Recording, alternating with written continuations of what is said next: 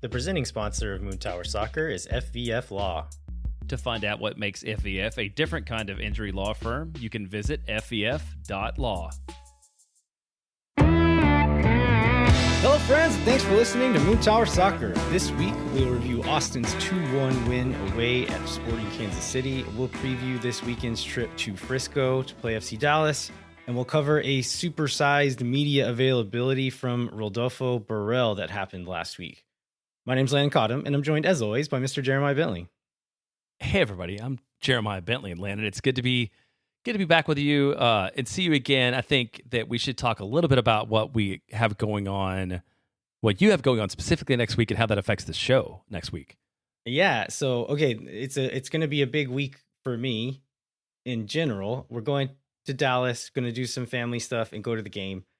Come back Sunday, and we had decided, okay, we'll record Sunday because of this other event we're going to talk about. And I realized I have tickets to a show on Sunday night. So coming back, going to the show Sunday night, you and I are going to record Monday during the day. Don't tell our bosses. Am I allowed to say that on the air, Jeremiah? Yeah, you can say it on the air. That's okay. Fine. And then Monday night, the reason I can't record Monday night is because I will be at the Progress Texas event with Brad Stuver, which is called All-Star Activism. It's going to be a live podcast and happy hour with Brad Stuver, myself, and Chris Moser, who is the podcasting director for Progress Texas and a voice you might recognize from local radio here in Austin as well. And are there tickets still available for that, Landon? There are. So we advertised that they had general admission tickets for $25. Those are still available. As of right now, I'm looking at the website right now, there is a Friends of Progress Texas level that has been added. And it says, thanks to the overwhelming support of our generous donors, we're able to now offer free admission to the event. So hopefully that's still true. Check. We'll have the link in the show notes. Check to see if that's still true at the time that you're listening to this. But you can potentially go to this event for free, or if you want to kick some money into this event in the cause, you can still pay the $25 probably too. So yeah, but it's going to be a good time. Looking forward to it. And if it's something that tickles your fancy, hope to see you there. Yeah. Well, maybe let's get into the story of the week for this match. So Austin, like we said, picks up the victory, moves up to sixth place in the West. I think the number one starting point has to be a come from behind win on the road, which is something that hasn't happened at all this year and has happened rarely in Austin FC history outside of 2022. One thing I didn't know until they said it on the broadcast was like basically Josh Wolff was right. Goals change games. When Austin scores first, Austin wins. When Austin doesn't score first, maybe they draw, but they definitely don't win. So this is a great chance to see a change of pace from that statistic that's bothered this team all year long.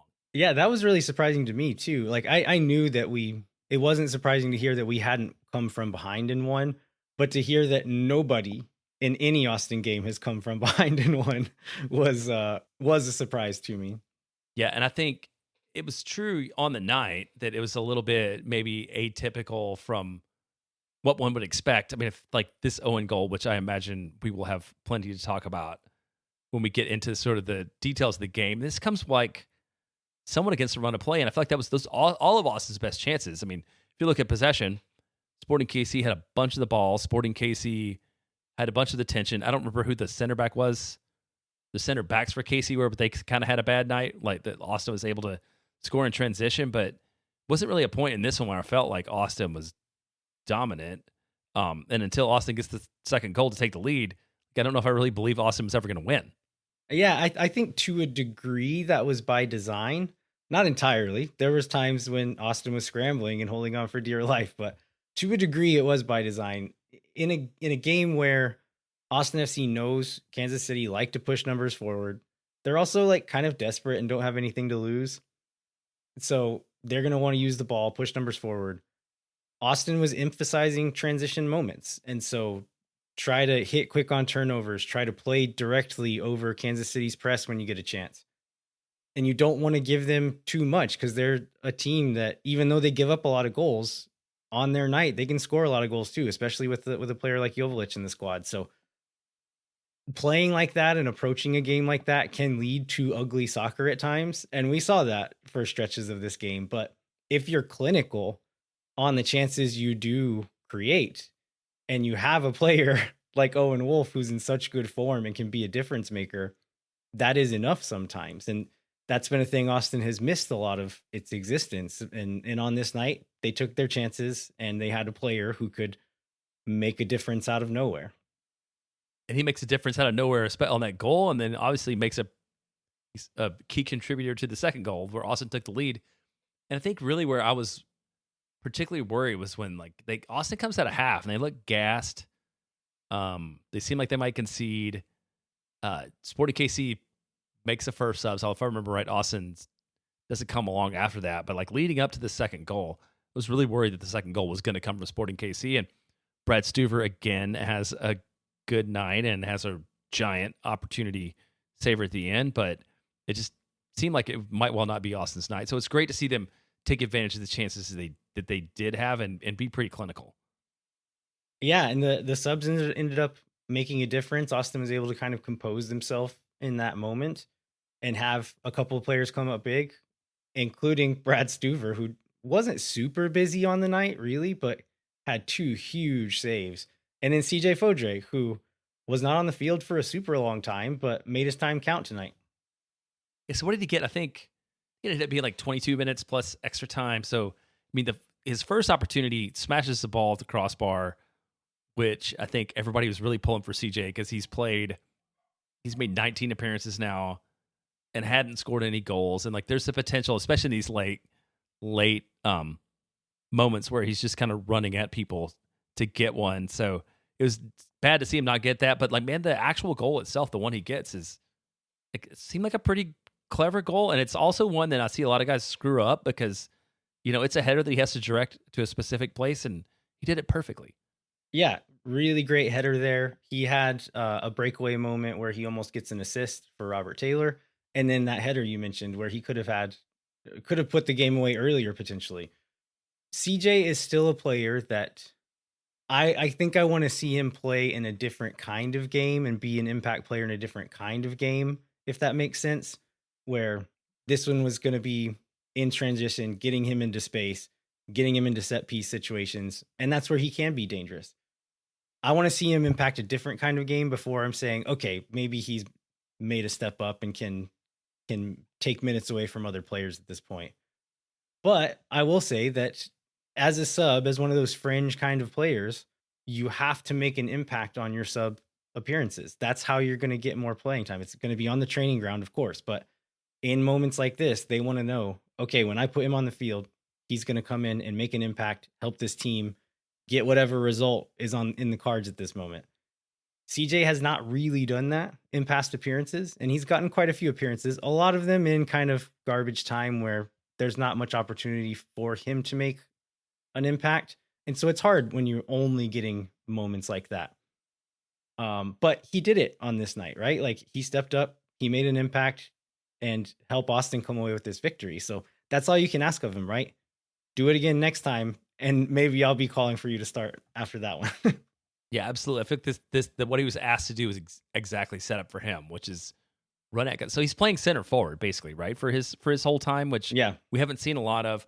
I know Nico during the offseason and Nico during the preseason talked about playing him a lot there, but it seems like he's still been more on the wing than through the middle in his moments. Before Uzuni was up to speed, he was getting some minutes there. But then once we had Vasquez and Uzuni available to go there, I think it was just like, okay, wherever you can find a gap, we'll put you there.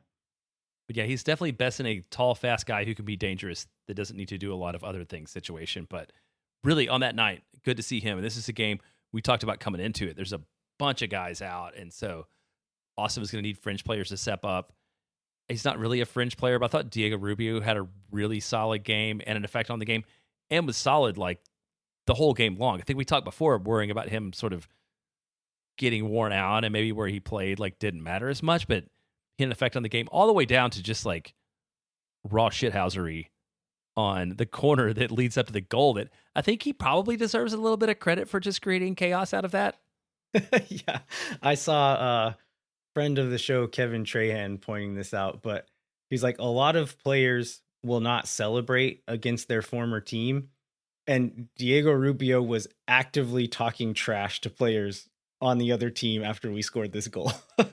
Right, because he wasn't like in the group of players celebrating because he was like, I have to finish this like I have to make John talking trash. Pulskamp feel bad about himself. Yeah. Yeah. Then I can come like high five everybody. Yeah. I love that about him. And I've shared this like earlier, but you know, Nate Bucati, when we interviewed him, longtime Sporting KC guy, talked about how much we would love Diego Rubio just for like moments like this and the game that he had on this night. And I felt like he really followed through on that. Yeah, I think we had a few guys. I'll put Obrion in this camp where he didn't have a great game, but he played a role, did the job that was asked of him. Did he make some mistakes and kind of not be a difference maker in times? Yeah, of course, but he did some good stuff too and just put in a decent enough shift to keep us in the game and to let a few players make big differences in big moments. And that's kind of all you can ask in games like this. Yeah. And I think even a guy like Jordovic did that. Like he didn't stand out as not belonging. And I was a little bit surprised he even got the start. So did he set the world on fire? Did he have the best performances of a center back we've ever had? He was exposed at moments, but this is the kind of thing you need to get when you have a bunch of guys out. And it's probably a thing that you'd expect to get when you're playing Sporting KC. Yeah, for sure. So now we're 99% chance at least to make the playoffs, depending upon what you look at. This is something I found that was interesting off Verde all day is Austin's second best season. Austin had 42 points, and Austin's already on 41 now. And there's an outside chance, because we talked about how Austin collapses down the stretch almost every year, that if Austin kept this run of form up, they would actually end up close-ish or maybe catch the total that Austin had in 2022, which seems crazy, especially with where this team started and where this team stood, I think, 9 matches ago now. I don't think anybody expected us to be in this place and be talking about this team the way we are currently. Yeah, absolutely. I mean, if you look at the table now, Austin's on 41 points in 6th place. Houston is the first team outside of the wild card spot, so sitting in 10th place. They have 33 points, so 8 fewer points than Austin. And Austin still has a game in hand on Houston. So, I mean, we're in good shape. And you look like statistically, they're saying 99% or whatever. Looking at the other side of it, if you go back and look at some of these games that we drop points on where we shouldn't have, look above us in the table. We are even on points with LAFC. LAFC has 2 games in hand on us, but right above them is Seattle, who only have 1 game in hand on us, just 3 points above us. So imagine what the discourse would be had we won 1 or 2 of those games that we should have and didn't. And we'd be sitting like 4th or 5th place at this point. That would be insane. But it's crazy that the way this season is felt and the way, like, the narratives around this team to think that if a couple of results go a different way, we're in 4th place right now. Yeah, I mean, we can look back at just like, don't let Jack McGlenn score 2 goals in 10 minutes to beat this team. And things look a lot differently. And I think this was on the Apple broadcast. I think it was Taylor Twellman and somebody else that talked about it. But it was sort of this talk about how much credit Nico deserves and how a coach can ask a thing of you, and the way he asks a thing of you rather than demanding a thing of you will make you more likely to do it. And I feel right now that's where this team is like hit its groove, is that the connection between the coach and the players, it feels like has never been stronger, and they seem bought into it.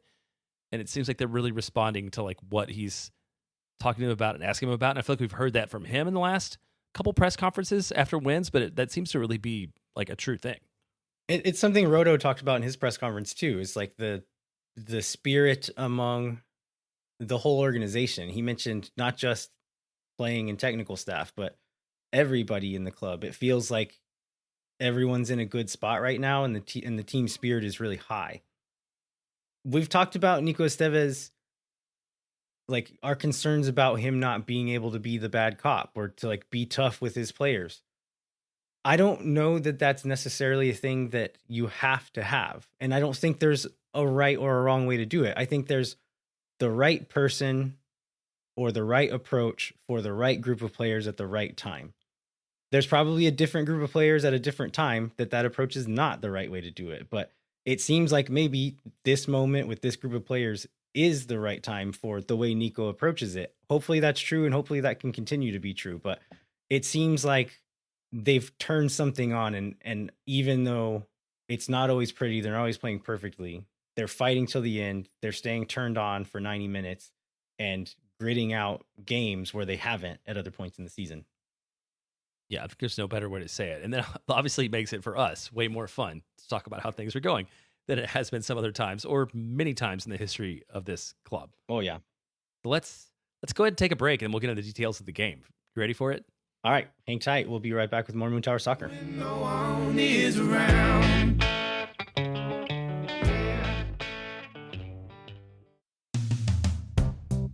Moon Tower Soccer is brought to you by our friends at FEF Law, the official injury lawyers of Austin FC. FEF is a different kind of personal injury law firm dedicated to community, transparency, and client education. And they have their own podcast called Summary Judgment, which you can check out wherever you get your podcasts. You can go to fef.law to find out what makes FEF a different kind of injury law firm and why understanding your legal options can dramatically change the outcome of a case. Once again, that's fef.law. Amplify Credit Union is a member-owned financial cooperative that served the needs of Central Texans for over 5 decades. As a credit union, Amplify has no shareholders or parent companies. That means more of your money stays in the community.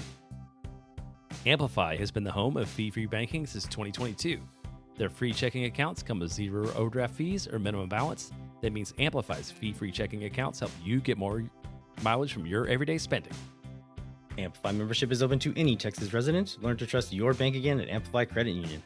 To learn more and to register for free parking at the Amplify Esperanza branch on game day, go to www.goamplify.com/moontower-soccer.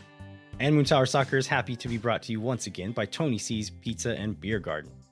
Serving New York-style pizza and authentic Italian. Now open in Kyle at Kohler's Crossing, in Round Rock in front of Del Diamond, and on Anderson Lane near Shoal Creek Boulevard.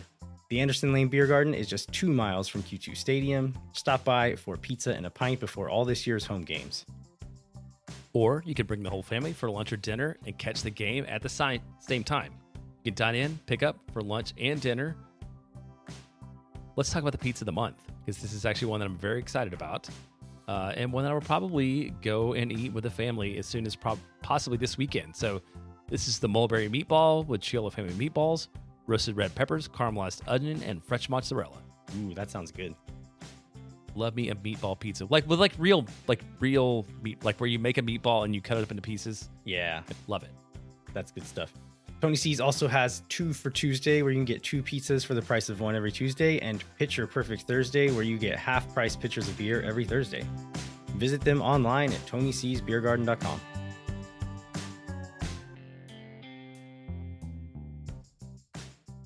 All right, we are back. We are going to get to the Rodolfo Burrell press conference later in the show, but for now, let's dig more into this Sporting Kansas City game. Jeremiah, where should we start?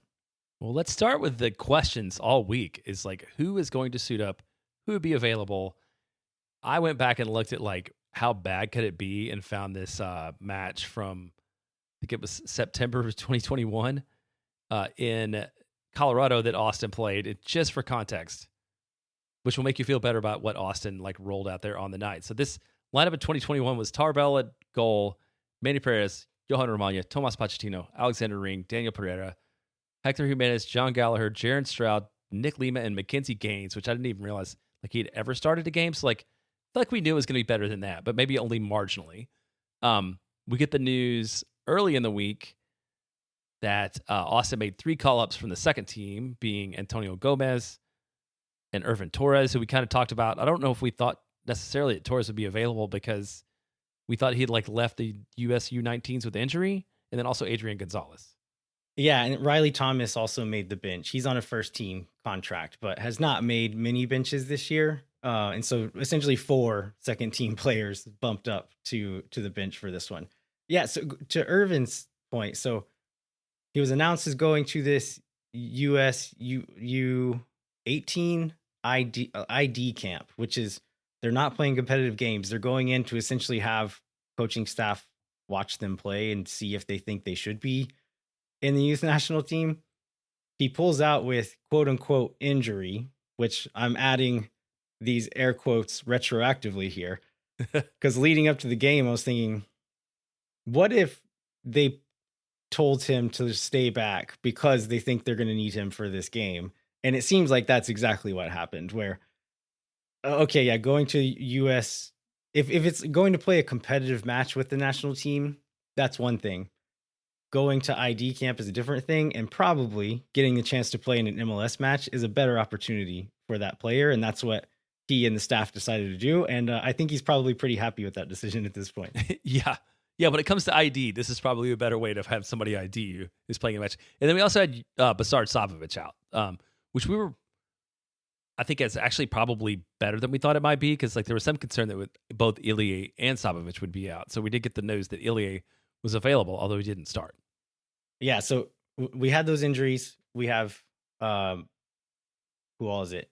Uzuni, Svatok, Pereira, Cascante, all out for international duty.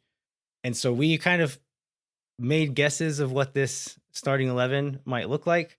We weren't exactly right, but we weren't super far off as far as who the players were, but I don't know that we put them all in the same spots where we thought they were going to be. I saw like Phil West trying to claim credit for being like 10/11ths right, and I was like, I was also 10/11ths right, but the names were in very different places where I thought they were going to be. Yeah, one thing, I think the thing that we didn't really mention on the show is like we just kind of said probably Rubio at striker, but Bukhari has played as a 9 for teams in the past. Obrion has played as a 9, and then for a lot of his time at FC Dallas, he played as a second striker. And so what we get here is Hader Obrion as the 9, and that was in the pregame interview that Nico did with Apple TV. He said, like, I've used Hader in that position before. I know how to use him there. Also, he told them that I was trying to make as many like for like swaps as I could so that we're not moving guys around and asking them to play different roles. We wanted as many guys as we could to play similar roles to what they've been playing so that the new guys could come in and kind of try to imitate what the guys in front of them were doing. And so I appreciate the thoughtful approach there. I don't know that there was any starting lineup that everyone or anyone was going to be super jazzed about, but I don't mind this approach here and trying to keep as many people in comfortable positions as possible. Were you surprised about the Djordjevic start? Very much so. A 21-year-old kid coming in, hasn't played a game in a few months, has not played a game with this team, period, and goes 90 for this game. So yeah, I very much was surprised. And then in the midfield, we end up seeing Dubrsarski gets another start. And then the other two, we'll go with the attacking shape here. The other two midfielders were Owen Wolff and Diego Rubio. And then John Gallagher in the left wing, Bukhari in the right wing. And then Djordjevic just slotted in as the right center back where Svatok normally plays. Owen was also playing a slightly different role in this game, especially defensively, where he's normally one of the two pressing forwards in the defensive shape.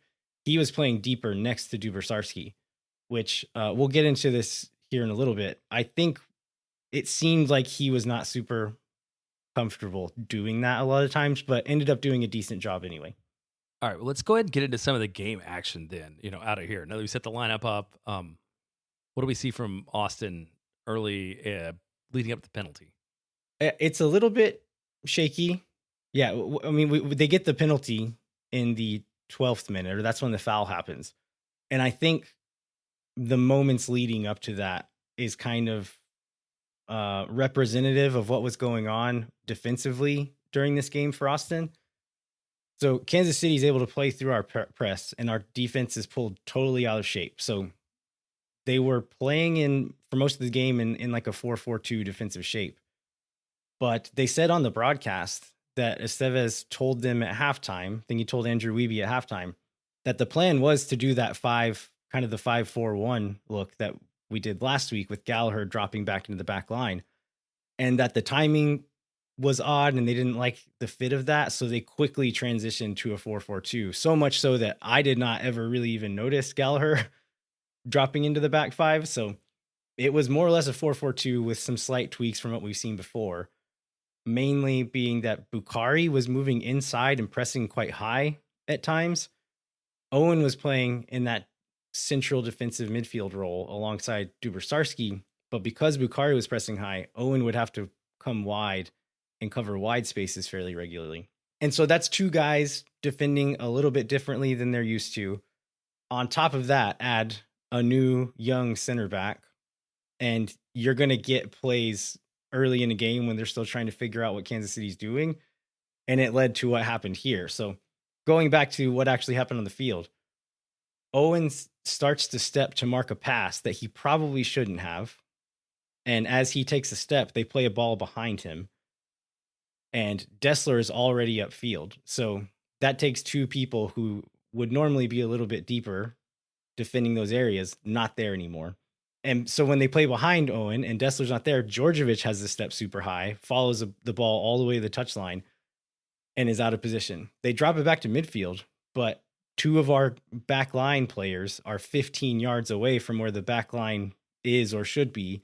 And so that means Brendan Hines-Ike can't mark Joveljic very aggressively. They play to Joveljic in the half space, and he turns. No Austin player step to him, so he bursts forward into the 18-yard box, makes Brendan Hines-Ike commit to him, and then he cuts a little pass over to Suleimanov. Duber-Sarski puts in a challenge, and Suleimanov goes down. Play goes on, and Austin actually gets a break the other way, but they bring it back with VAR and give the penalty. Joveljic scores the pin. Is this a penalty to you, Jeremiah? Man, this is one of those, I will go with whatever was called on the field was going to stand. Because in some way... That's not what happened, though. Oh, that's right. Well, that's true. Never mind. They did overturn it. They did overturn it. Then no, it wasn't a penalty. I feel like Duber-Sarski almost got stepped on, and then he went down. Like, that was what I felt like I saw in the moment. Yeah, this one, I'm not super upset with this one. I think it is soft, but there was the one, was it Biru that kicks the guy in the back of the leg a few weeks ago, and he just drops like a sack of bricks, even though he barely touched him and it wasn't affecting the play. Duber-Sarski catches Suleimanov on the back of his leg very slightly. The difference here is Suleimanov, like the pass is a little bit behind him, and so he stretches out his leg to try to gather that ball. And that's when Duber-Sarski connects with him. For that reason, I think, like, okay, if they send you the screen and you see that, you probably have to give it. Still frustrating for how little contact there was, but I think it was enough and in the right context that you probably have to call that one if you look at it. Yeah, and then Joveljic, like, I don't feel like that guy misses a lot. Yeah, he's such a really menace. good pin. He sends Stuver the wrong way with his eyes, kind of keeps his hips in a dubious position where it's really hard to read where it goes, and then just places it really well. So good pin there. Not a great start for Austin, though. No, especially going back to what we talked about earlier, which they talked about in the broadcast. It's like, we've kissed 3 points goodbye at this point in time, right? Given everything that we know about this team this year. Yeah, Austin, we mentioned it at the top of the show, not playing super aggressively, kind of looking for transition moments, looking for direct balls when they can. And so some action throughout the rest of the half, but Owen Wolff finally gets that tying goal in the 37th minute. And like you said, a little bit against the run of play. Kansas City looked like the slightly better team for a lot of this half. So in the attacking shape, we talked about the defensive shape. The attacking shape was more or less a 4-3-3 with Duber-Sarski as the deepest midfielder, and then Wolff and Rubio as the two more advanced mids. One movement that was pretty common in this game is that when we would play over to one side, that attacking midfielder would be part of the combinations on that strong side, either shifting wide and letting a winger come in or letting the fullback push forward, and kind of part of that rotation. And then the backside attacking midfielder would make a run in behind, sometimes as Obrian was dropping into the midfield and showing for a pass to his feet there. And that counter movement can throw off a backline, because if Obrian drops in, a center back needs to step, but that makes their offside line uneven. And if you have a midfielder running behind the line at that same time, it asks some difficult questions of a back line. And so there's a moment earlier on where Djordjevic plays a strong pass to Obrian's feet, and he flicks it behind for Rubio, who is already making that run in behind. And I think a defender slides in and clears the ball last second, but that was a really dangerous moment from a similar movement like that. This time, Duber-Sarski receives the ball in midfield, drops it back to Biro in our defensive half. Owen is on the back side there. He can see that their back line is really high and nobody is pressuring Biro on the ball. And so he knows that a run in behind can be dangerous in that moment. So he takes off. It's not like it was 100% open, like he had miles of space to run into, but it was Biro on the ball, which I think is important here. Because if Biro makes that run, he would have been mad at whoever had the ball for not playing it to him. And so when he sees Owen making that run, he's like, "Oh yeah, I'm going to play this for sure." I've seen that. And yeah. hits a really nice pass over the top. It's like in the right spot into Owen's stride, but there's a lot of work for Owen to do on the other end here. He meets it in the air between the two defenders, and his first touch lays the ball back against those defenders' momentum. Owen comes down, is able to shift and change directions much more quickly than the defenders are. And even at that point, still has a lot to do. Pulskamp, their goalkeeper, is way off his line, and he's shuffling to his right because the obvious shot here, because of where the defenders are, is for Owen to go to that far corner and try to like curl it around the keeper. Pulskamp is sliding that way, and so Owen turns and shoots back across his own body, catches the keeper moving the wrong direction, but then also places it between the keeper and that last defender who is behind the keeper. And so just so many little moments. The pass is great. Credit to Beer here, but all the stuff that Owen does here, the touch, the change of direction, the awareness and the instinct to play the ball where he did instead of where the keeper thought he was going, he just continues to play on another level and being that difference maker that Austin just haven't had in games that are ugly, that things aren't 100% going our way. How many times over the last few years have we said, we need a guy who can step up and just make some magic happen? Owen did it here, and he's done it pretty consistently for the last several games and in ways that are contributing to goals. He's had little magical moments regularly throughout the season, but he's turning them into goals now, which is really important.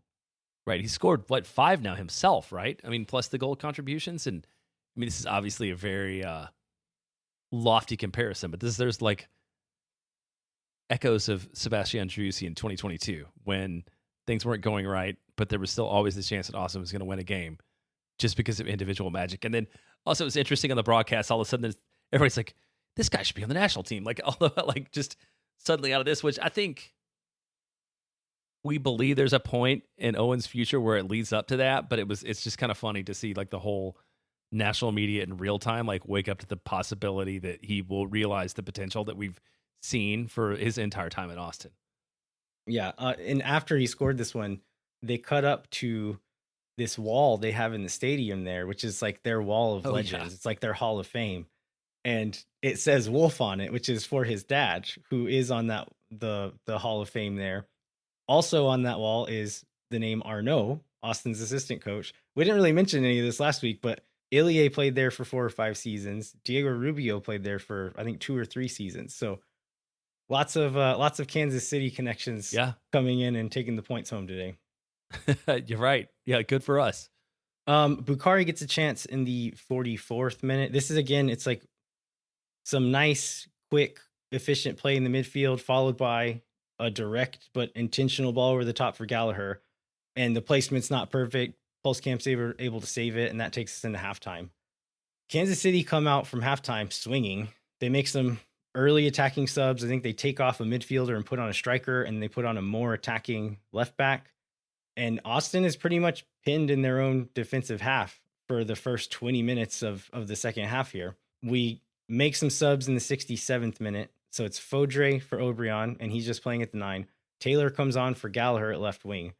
I think the goal here is probably fresh legs who are able to get us out of our own defensive half, and maybe in Taylor's case, keep the ball, maybe play some combination to get out of tight spaces, and in Fodrey's place, just use speed and physicality, get out into space and stretch the field a little bit more. I think that was what they were hoping. Fodrey ends up being very involved and having some pretty significant impacts on this game by doing exactly those things. Yeah, and the other sub was John Coleman at 74, and I think as much as we talked about how we didn't know how Austin was going to get like 11 guys on the field, like honestly, the second half subs are people that like players that can make a difference in limited minutes. So it's good for Austin to be able to like draw on that well. Where those were all the bullets that like Nico had in the gun, I think basically, but those three guys. And maybe and a little bit of Irvin Torres, which we could talk about when we get into his time on the game. Yeah.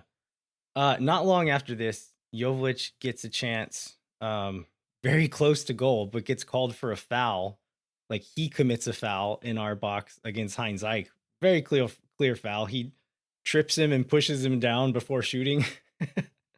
And has some choice words for Heinz Eich, which the camera catches quite clearly. And that was not the end of their interactions. We'll get to those a little bit later. But after this, I think there's an important moment here where, so we get the free kick inside the box there. Stuver pushes everyone forward. We had been playing out of the back some, but in this moment he says, no, get into the other half of the field. We're punting essentially. Like this is a field position play. I don't care if we get it, and we didn't get it. We didn't win the ball, but the ball's going to that half of the field, if only for a little bit.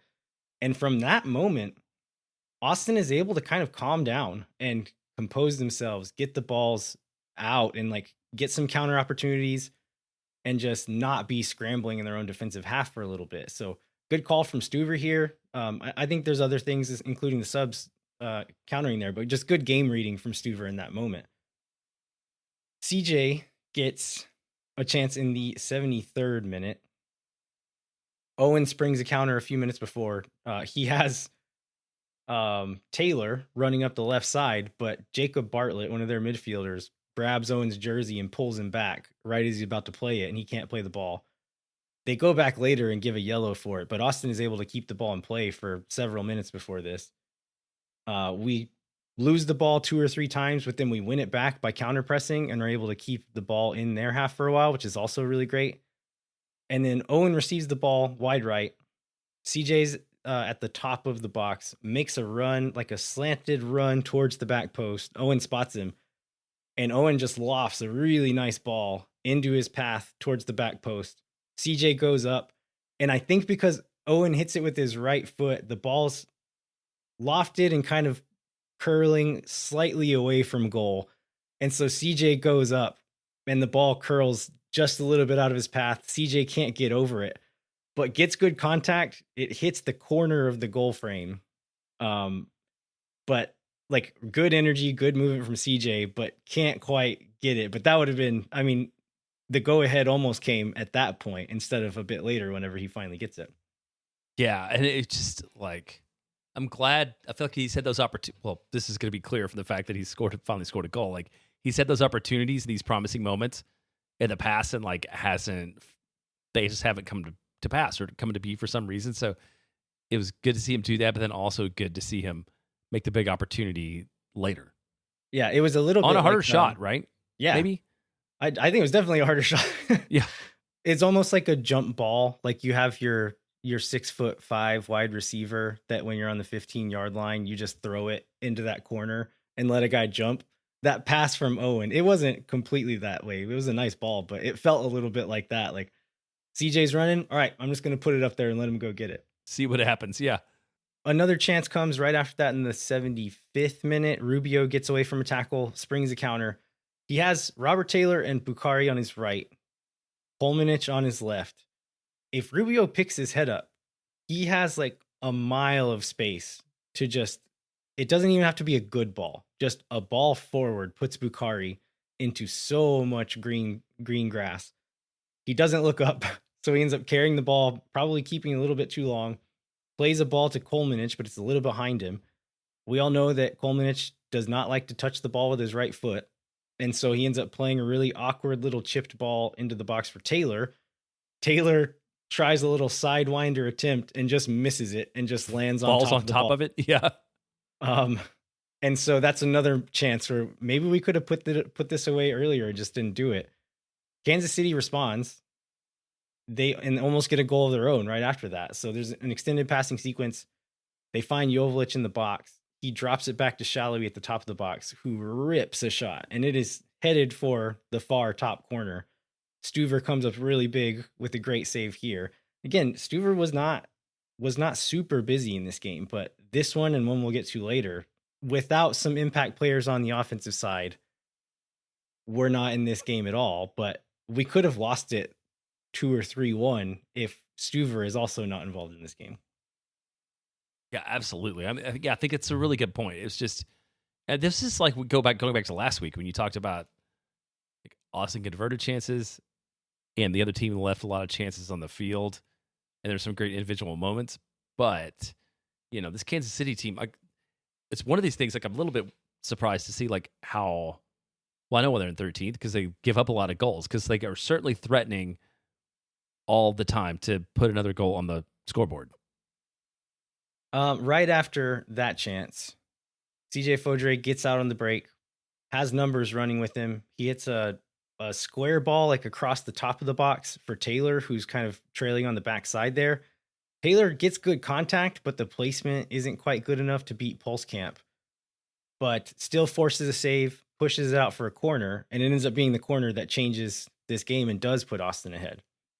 There's a big crowd in the 6-yard box. We see some of the extracurriculars with Rubio and the keeper and some players there. As Owen is about to send this ball in, Fodrey, who is kind of towards the center of the goal, not fully in the scrum there, but just kind of hanging out, he just makes a little looping run around the end of the line of defenders there. Owen's service lands right on his head, and CJ scores with just a beautiful little redirected header. And I want to break all this down a little bit here. So I saw some people asking, like, with Kolmanich on the field, why wouldn't he take that corner? Because he usually does when he comes on. He's kind of the designated set piece taker when he's on the field. I think this was a drawn up play based on something the coaching staff saw in Kansas City. If you notice when CJ makes that little run, nobody follows him, which makes me think that they were mostly zonally marking on these set pieces. I think probably the coaching staff noticed it and drew this up for, okay, let's flood the 6-yard box, put a huge crowd in there, send one good aerial player around the end, knowing that nobody's going to follow them, and have Owen try to play it kind of short to that player and flick it over the top to either get into that scrum of players or just put it in. And it's something we've tried a lot in the past that just hasn't worked out, where the service isn't good or the player can't get on the end of it. But this is what they're often trying to do, is they're trying to play it to that front guy and then flick it into the danger area. This time it works out perfectly. Like the ball from Owen is really good. The timing of it from CJ and Owen is really good. And then it's like credit to Owen, credit to the coaching staff, but that, like, you can't ask for a better header than that, right? It was perfect. Oh my gosh, yeah. It was perfect. And then sorry, going back to the original point, why Jean didn't take the kick instead of Owen. If this is the strategy here, you want an in-swinging ball instead of an out-swinging ball. So Owen's right-footed, Kolmanich is left-footed. So if Owen puts it in with the right foot, it is curling towards goal. CJ didn't put any power on that. It was a redirection. He used the momentum of the ball and just put it on frame and let it carry in. If the ball is moving away from goal, you then have to meet it with force and power it in, which is a strategy, but not where we played it right there. Yeah, and it's also just one of those moments where like, you may be really good in your Sunday league, right, and think you're like a good soccer player, but like nobody's doing that, like unless you're a professional level player. Just like CJ's position ball, and didn't I feel like I saw Jean originally go to the corner. He was standing on the ball, and Owen called him off. So I thought, oh yeah, he got called off. Yeah, which makes me think this was drawn up. Good point. So Kansas City gets one last chance. I think Robert Taylor and Ilie had pretty poor outings when they came onto the field. They each had a giveaway that led to a pretty dangerous Kansas City opportunity. This last one is Taylor. The ball is kind of ping-ponging around, but Torres wins a header that falls to Taylor, and he's just not able to get clean contact on it to get it out of danger. They take the ball off of him, falls to Joveljic, and he's driving at goal. Mason Toy makes a run central that keeps our center backs kind of drawn towards him. Irvin Torres is on Joveljic's back, but he just kind of shrugs him off. And I think this was probably a good experience for Irvin here of like, welcome to the big leagues, right? Like you can't just kind of like push up against one of the best strikers in the league and think he's going to stop for you. He just lifted a shoulder and Irvin was gone. But gets in the box, some fancy footwork and some physicality gets him through our center backs and still on the ball. Stuver gets big and somehow with his trailing foot puts it in the way of the shot to keep Austin ahead. But again, Stuver comes up huge right here. Huge. Yeah, this one's like a point, I think 0.5 X goal, depending upon where you look. So good attempt from Jovic, guy that finishes a lot. Yeah, Brad, like you said, he didn't have, I think both teams had 4 shots on target on the night. So Austin has 2 of those 4 go in the back of the net. Kansas City has none. And, but this one was like a really big opportunity. And I mean, this would have been a very different show if that goal had gone in. That would have been a real gut punch. Oh, yeah. There was a really weird moment right at the end. So that save happens like 3 seconds before the 4 minutes of added time were up. It gets cleared out. Torres fouls somebody in the midfield. And this is like 30 seconds after the time is up. The ref marks where the free kick is going to be taken, but then slows down play. 20 or 30 seconds roll by, and then he blows the whistle for the game to be over. Yeah, I didn't understand the point of all that. What I think happened, I don't know if this is true or not. What I think happened is there was a lot of action in the box just before then and some like awkward clearances. I think they were probably reviewing a potential handball in the box. And so he waited like for everything to die down. Yeah. And VAR said, no, we're all clear. And he was like, well, nothing else happened for me to give extra time. So the game's over. And I could see Kansas City being upset because like, well, we were going to get a free kick and you didn't give it to us, but you shouldn't just get a free kick after time is up because you had one. Like if there was reason to give extra time and you got a free kick, sure, let him have it. But if there wasn't, like I was not going to put any extra time onto the end of my 4. We passed it. There's no foul here. That's the ball game. It's over. Then time is up. Yeah, agreed. So yeah, it was a great result on the night. Let's go to the things we liked. We've talked about a lot of the things I like. So Tisha's effort, Owen, as always. I think Irvin Torres had a really solid 8-9 minutes or wherever he ended up doing. Like he looked like he looks like he belongs. He doesn't look like a difference maker. And I wonder, like, does he end up getting a supplemental contract? Just with the way the midfield sits right now, just to provide depth going into the end of the season and the playoff. Right. Yeah, he came in, saw at the end of the game, had a couple of moments where it's like, welcome to the big leagues, but nothing that affected the game really. So yeah, really glad to see him. He is the first player to have played for the academy, for the second team, and for the first team in MLS play. And so that's a huge moment for this club to have one of the guys. Like we've had other people who we thought might be the ones to do it, but this is still early on in the academy's career to have one of those guys finally make that step. And it looked like, okay, this might work out. Like he might be one of these guys. That's great. I was looking this up the other day. I think his birthday is in November. He turns 18, and that would kind of be when it's open season for other clubs signing him to a professional contract. I wouldn't not even be shocked. I would be shocked if he doesn't have a homegrown contract by November before his 18th birthday. I wouldn't be shocked if he got one this week. Roster compliance is, I think, on the 12th or like the roster freeze date.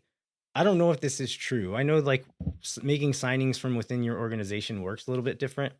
So I'm not sure if they could still sign him after that date or not because he's already in the organization. But maybe if you can't, and they do think they might need him again, like, yeah, give him the contract now. You're going to give it to him eventually anyway. I'm almost certain of that. So sign him this week.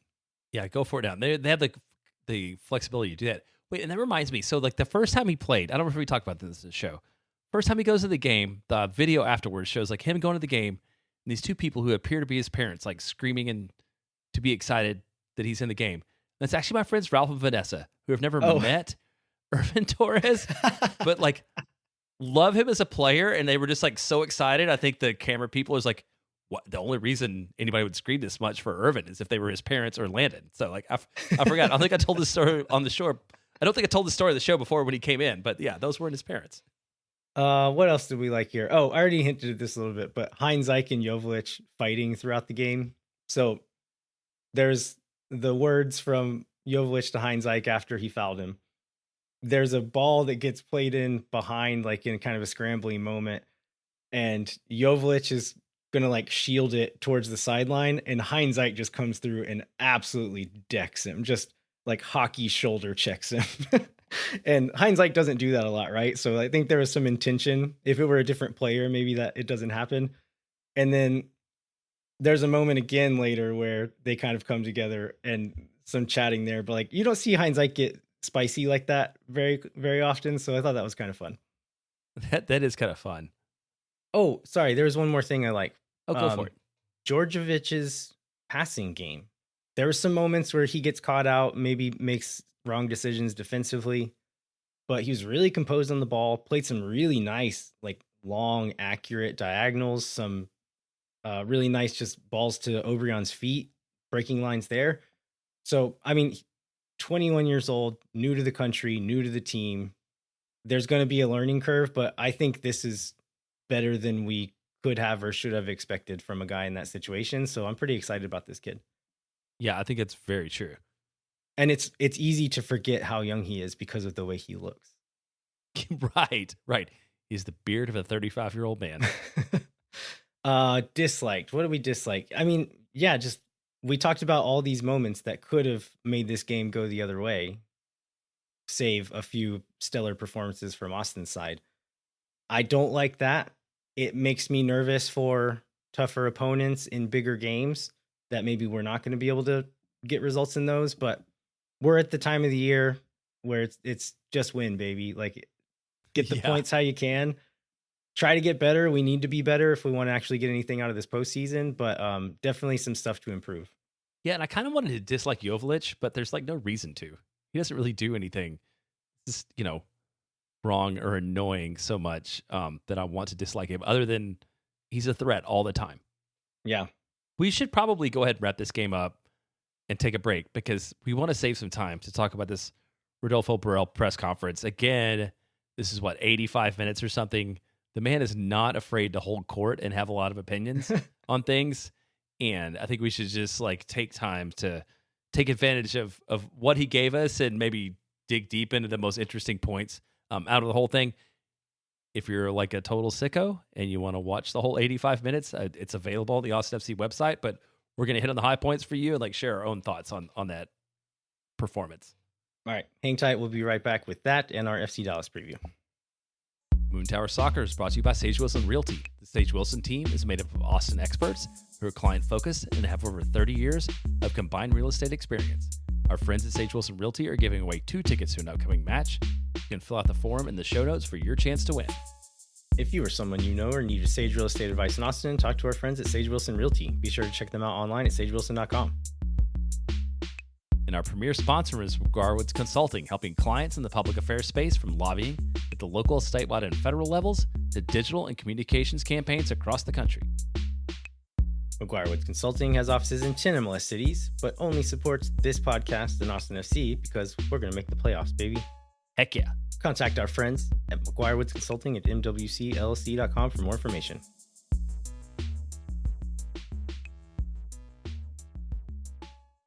All right, we are going to quickly do an FC Dallas preview later, but we still have quite a bit to cover with this Rodolfo Borrell presser.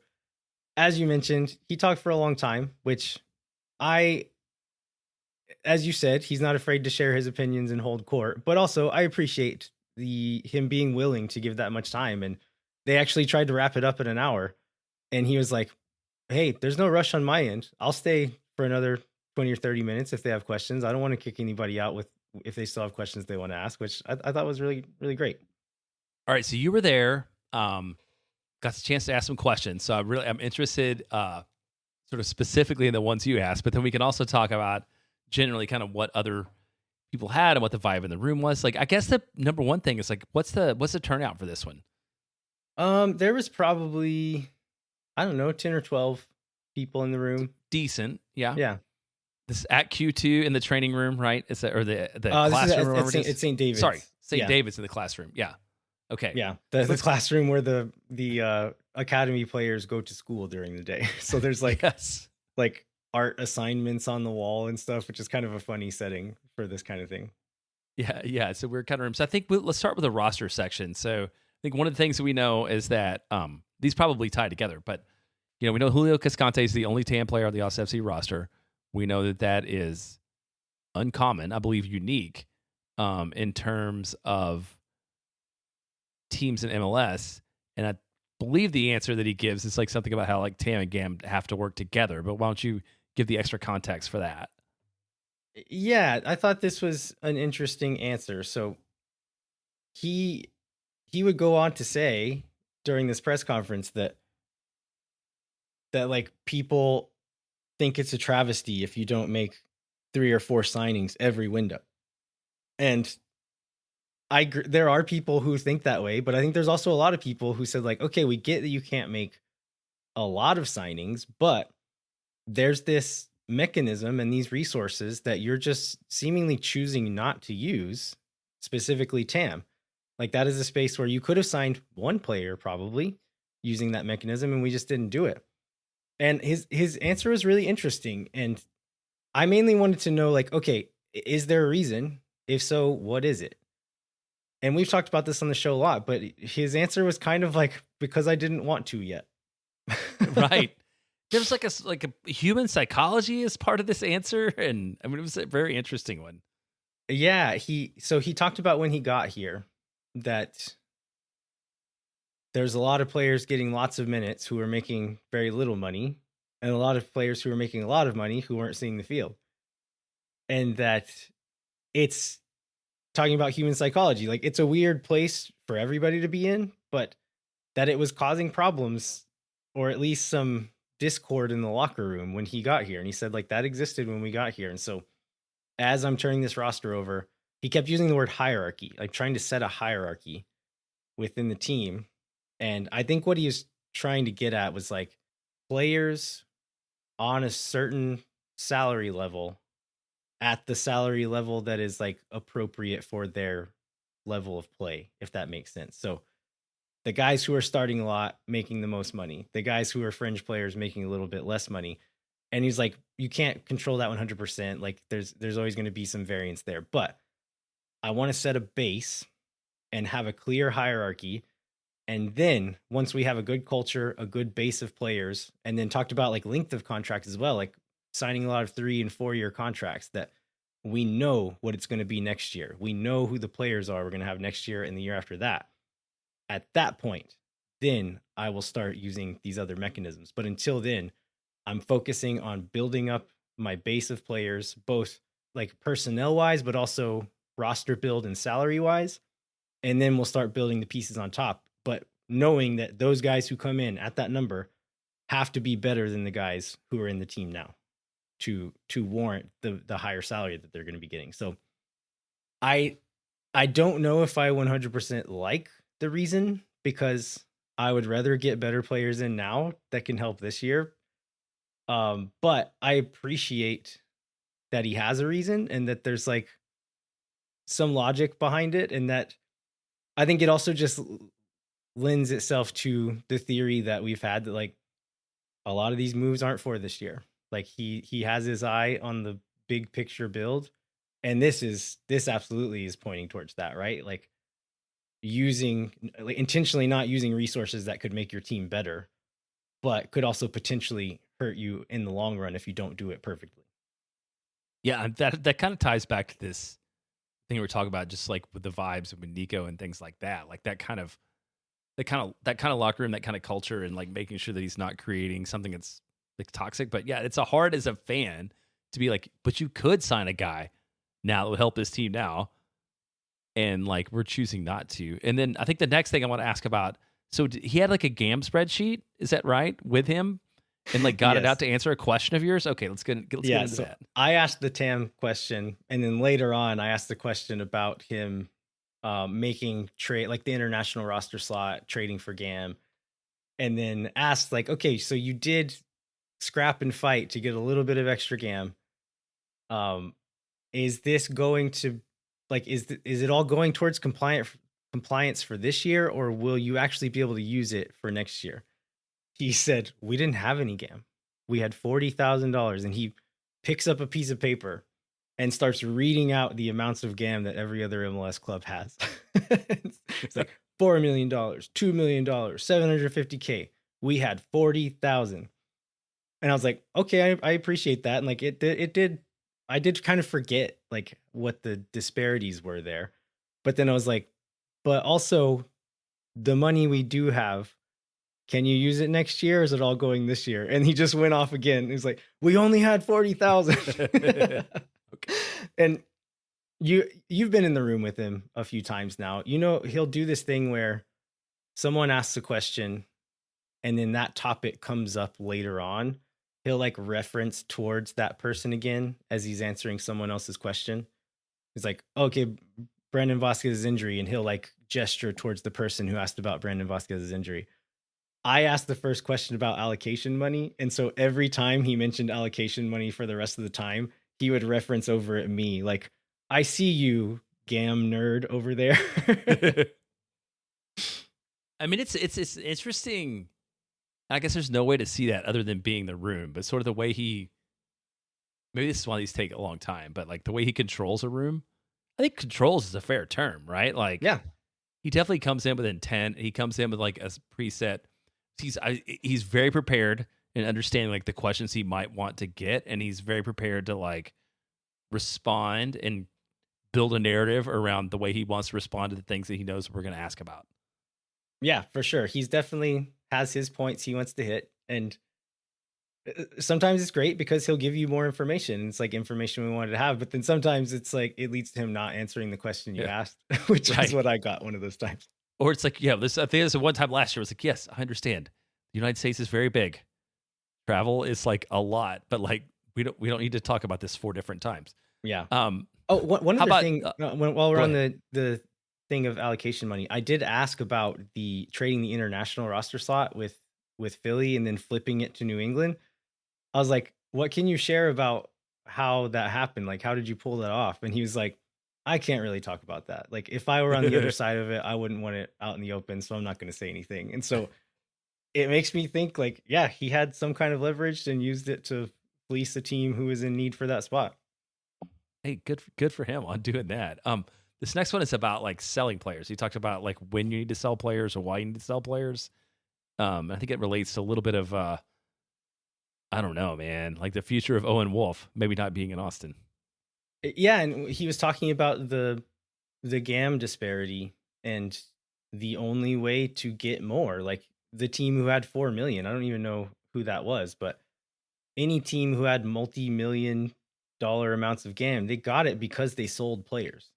And they've kept themselves in the market of both incoming and outgoing players regularly. And that is the only way to accumulate that much. And his point there was we have to start selling players at some point. Austin has not done that. We've sold some players, but like DP sales, so we got a lot for Juicy. None of that actually was able to be reinvested into MLS mechanism money, like allocation money. They were able to use it as part of discretionary money probably, but as far as like getting more allocation money, selling DPs doesn't help. You need to like bring in young players for cheap, sell them for more than you got them for. That's how you accumulate GAM. And in our team, number 1 on that list is Owen, right? Homegrown player who value is probably going up with every game that passes. As sad as it's going to be to see him go when he does go, that is the way that we reinvest in the squad and actually improve, not just on a 1-to-1 player basis, but we could turn Owen Wolff into 2 or 3 players potentially, and not just supplemental roster spots, like potentially like multiple TAM players or something like that, if the number is what we think it will be with him. So I think that's important to keep in mind as Owen's situation progresses over the next few months to the next year. Is I want to keep watching him play in an Austin jersey, but also him leaving is going to be a good thing for this club in the long run. Yeah, I think it's the best. yeah, one of the best points and one of the sort of most sobering points about like sort of about this league, right? Is like you're gonna like the guys that you love that create the most potential, especially the guy that's that young. Like eventually, you're gonna have to sell them for the good of the overall project. Um, One next thing one, which go Moises ahead. asked him in the room was, he said after a game he saw an interaction between Owen and Rodo, and he's like, what's that interaction like? Like, what are you telling a kid like this in this moment? And he went on to say that, like, as good as Owen has been, as much of a big step, and he did defend Owen from the haters for a little bit as well, of like, this, it's not like Owen was bad and then magically became good. He has always had quality, and he's turning it on now and like taking another step to another level, but he was always a player who was going to be a very good player, even when some people were maybe accusing him of only getting playing time because his dad was the coach. He also went on to say, like, as good as he's doing, he needs to not get complacent and continue to get better. And the way he talked about it didn't make me think that he believes that is an issue with Owen. He said, like, I think he's essentially said he's got a good head on his shoulders. I'm not worried about him, but for our best interest, for his best interest, he can't get comfortable. He needs to keep pushing and keep fighting. Just based on Owen's body language and kind of the way he carries himself, I don't think he is the kind of kid to get too big for his britches. Like, do you think that's true? No, but I mean, I get the especially with any coach, I get the idea. Well, he's not a coach, but like any leader or mentor, I get the idea that like you also want to help reinforce that point and really like you always expect the most out of the people with the most potential. So I feel like it's a very natural thing for him to talk to Owen that way. Yeah. All right. Well, how about this one we knew was complicated, and I don't think we realistically expected anything to happen out of it. But when Brandon Vasquez gets put on the season-ending injury list, there's potentially some way for Austin to replace him with somebody, and Roto really got into the specifics about why that didn't make any sense at all. Yeah, it was a lot of the stuff that we had kind of postulated on our show, but it was nice to get confirmation to hear that, like, yeah, that is, we did look. We didn't just sit on our hands. We tried to find what it was and gave all these reasons of why it was going to be hard. And so he says, okay, let's go down the list. We need a center forward. So let's look at teams who have a center forward we would be interested in. Nobody's giving those away for free. So, Right. and they're not giving them away, period, a lot of times. So scratch those off the list. Okay, let's look at a player who's not playing. And he was like, okay, they're a free agent, which means they're in another country probably, and we need to get them a visa, do the negotiations, whatever, get them into the country, get them match fit. And by the time they're here, how many games are they actually going to play? Okay, scratch that off the list. Let's look in MLS. If anybody has a center forward that would be worth getting, they're not giving us to them, especially not for cheap. So that takes that off the list. And then I thought this was funny. This quote was, okay, next option, getting a loan from the league. Yes, good idea. And then suddenly you remember rule number 1,110,000 of MLS. And that rule was you can't get a loan player that is over the age of 24, which is a rule in MLS that you have to do a young player. And so it's like, okay, let's look at players in that scenario. We didn't find anybody that we thought would move the needle for us at this point in time.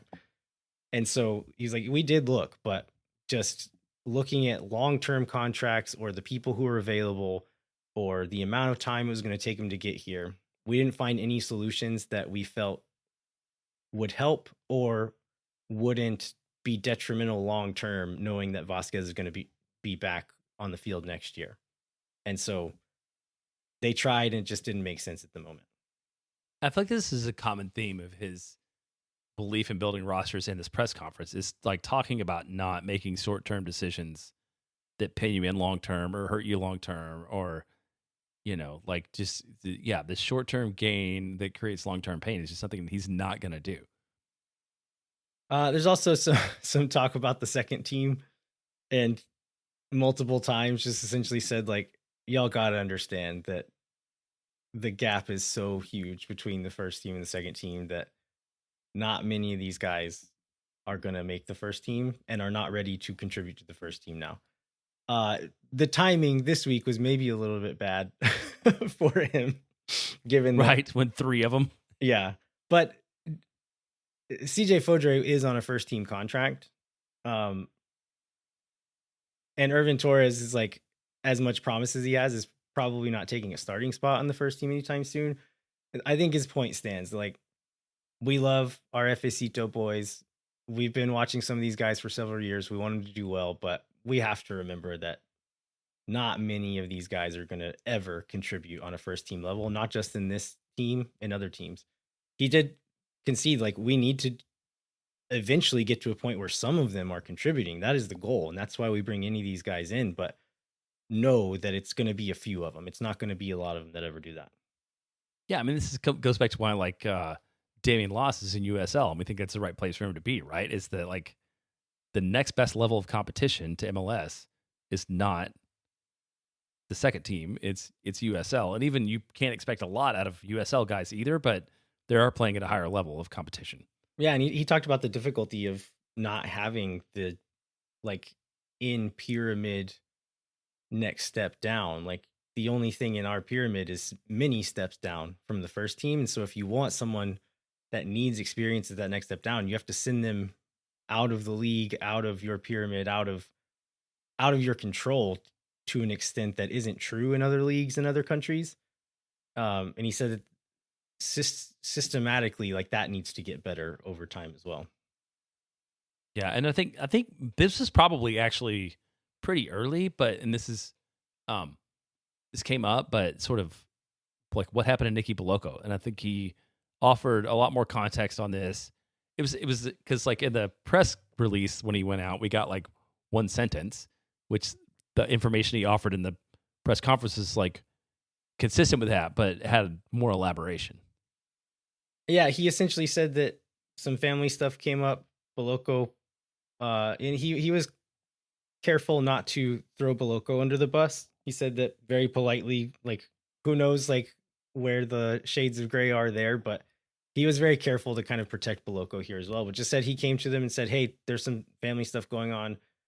Would it be possible to help me find a solution to go back to Switzerland?" And he was like, "We signed him in the summer, but we had it done 6 months before there because of, like, the pre-contract agreement. If you're 6 months to the end of your contract, you can find another team at that point." And so they had him signed in January, but we're negotiating with him several months before then. So it wasn't like, okay, June, we signed this player, he gets here, and then he needs to go back. It's like, it was a longer time frame than that, than it, like, felt from the outside.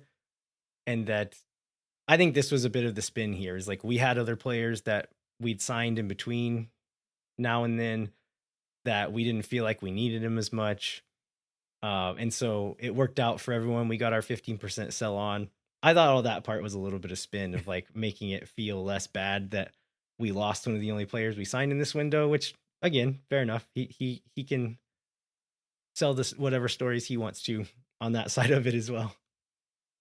Well, and like regardless of whatever actually happened, like there's nothing to gain long term from like throwing the player under the bus. It's like, why not talk about it in the way that he did? So that makes a ton of sense too. Yeah. One of the last things that, this was a theme kind of throughout, but I think we can kind of talk about the highlights of this, was just assessing the project, assessing Nico Estevez, and assessing his own performance. There were several moments of reflection on that throughout. One of them was asking about Nico Estevez. This was one of the things that I think got the most attention on social media, and maybe had some people kind of worked up, was a quote that came up about Nico Estevez, where the quote that, out of context, that came out was, "I think he's doing a good job." I think some people read that out of context and think, like, Burrell gives a full-throated endorsement to coach that has had mixed results this year.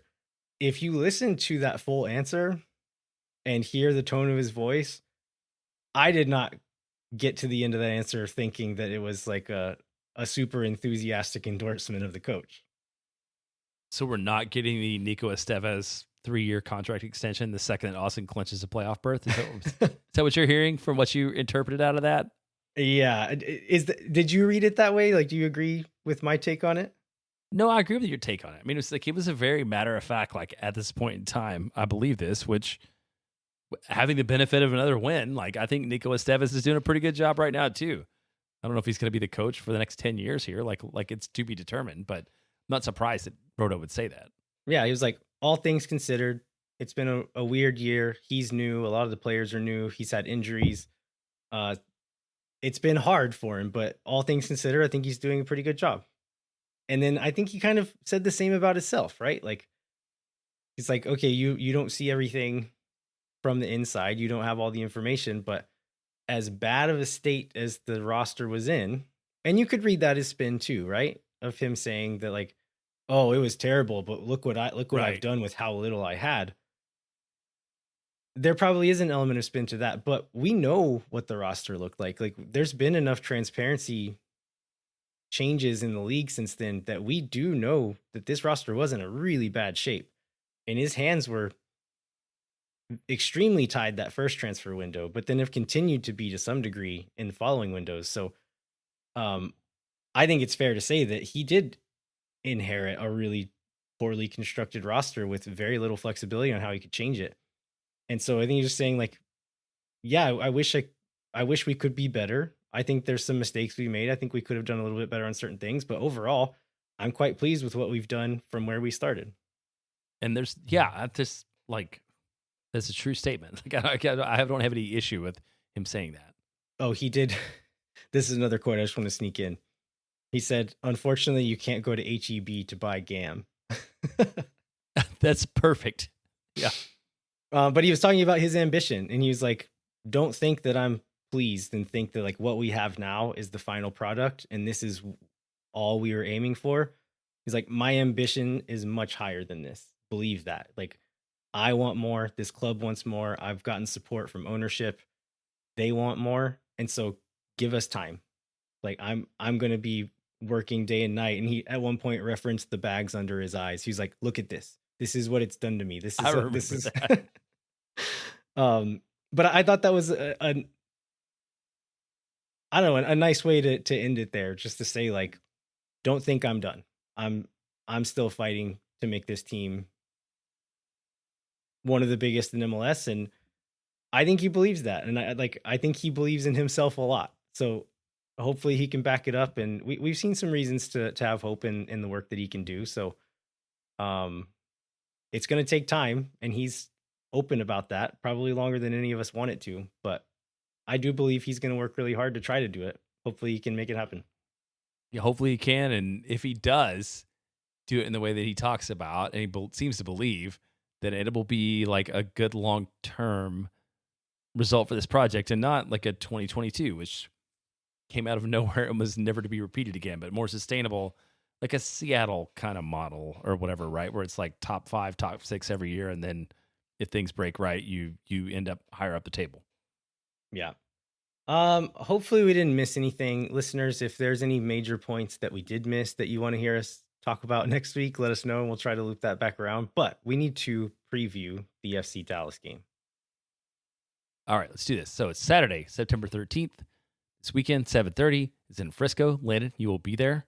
Are you like you're just going to see family, right? You're like taking the bus. Yeah, we're making a family trip out of it. So we're going to go earlier and drive. If you're not going to drive, Los Verdes is going to have a watch party at Central Machine Works, which I've referenced once before because that was where Landon and I were for the 2021 match against Colorado Rapids. This is maybe the worst game that I've ever seen Austin play in person. This one is going to be way more fun than that. Event starts at 6:30, kickoff 7:30, all ages, dog friendly, game over the indoor screens, giant parking lot, out back, cool space, nearby street parking available. So although it is a largely known for its beer, there's a full kitchen and bar offering more than that on site. So if you're going to be here in Austin on Saturday night, great place to check that out. As far as Dallas goes, they're 12th on the table on 31 points. So now 10 points behind Austin. We all remember the frustrating recent draw in Austin, which is one of those matches where Austin conceded the first goal and did not get a result. So like I'm glad that we got off the schneid on that.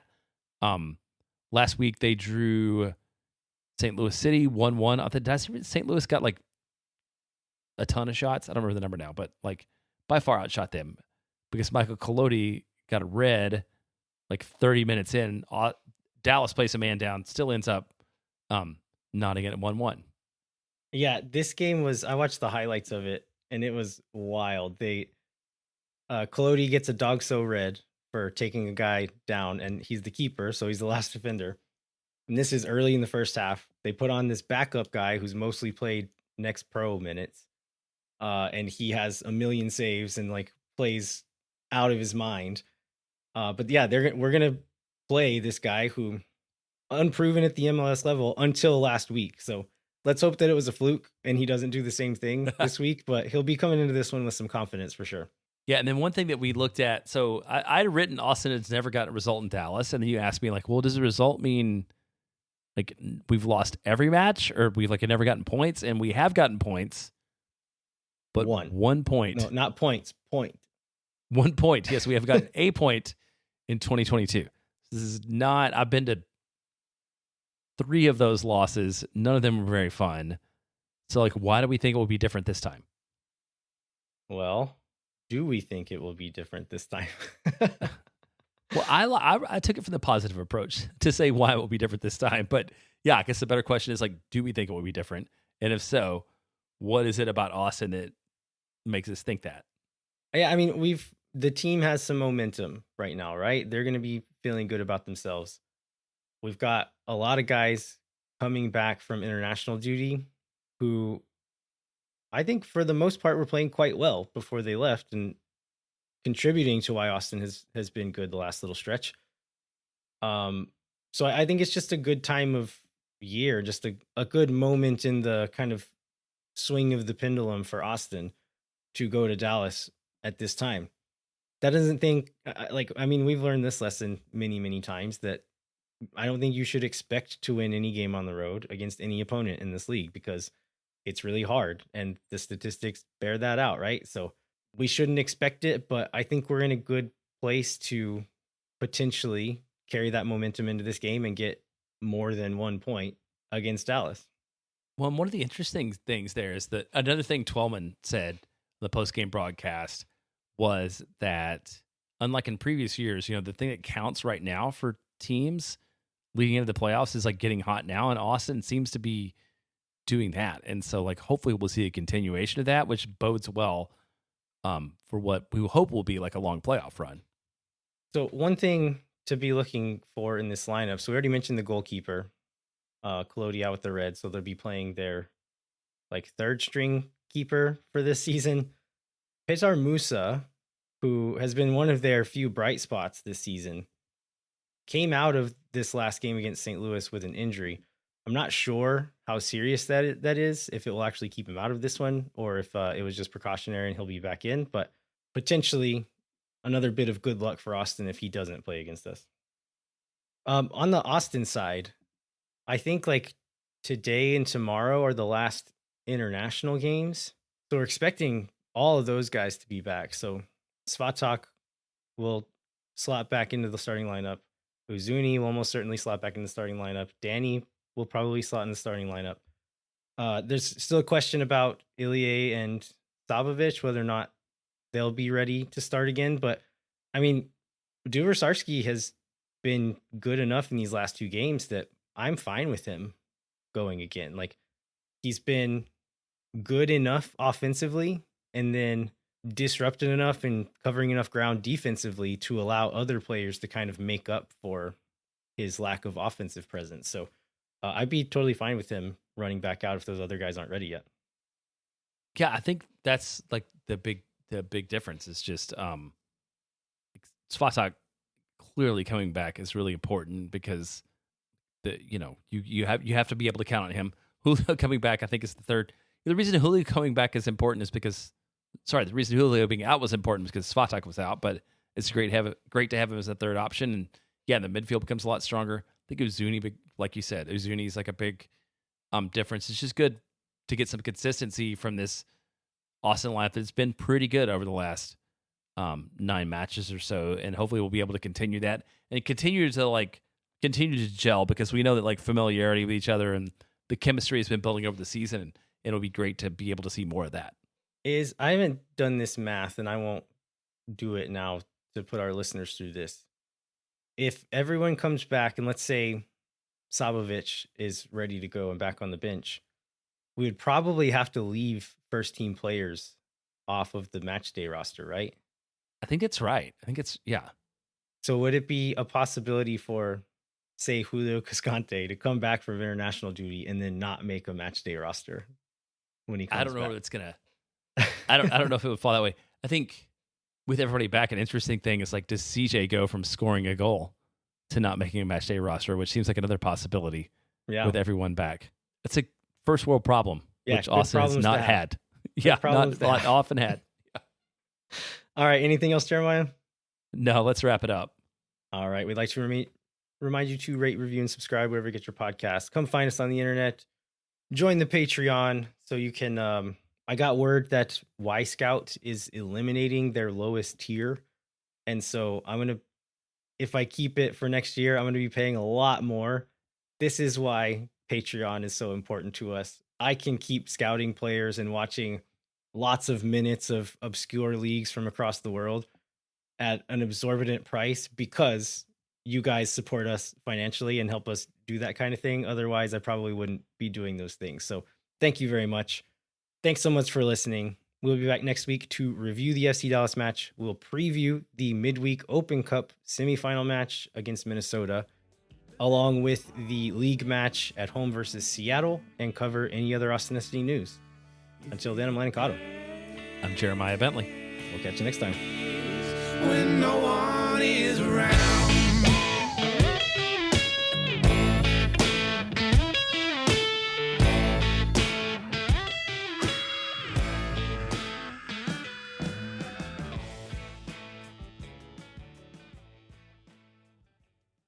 Thank for nothing, see you never. La gente Oh my God. Because they love cheap boom boom sauce. You know?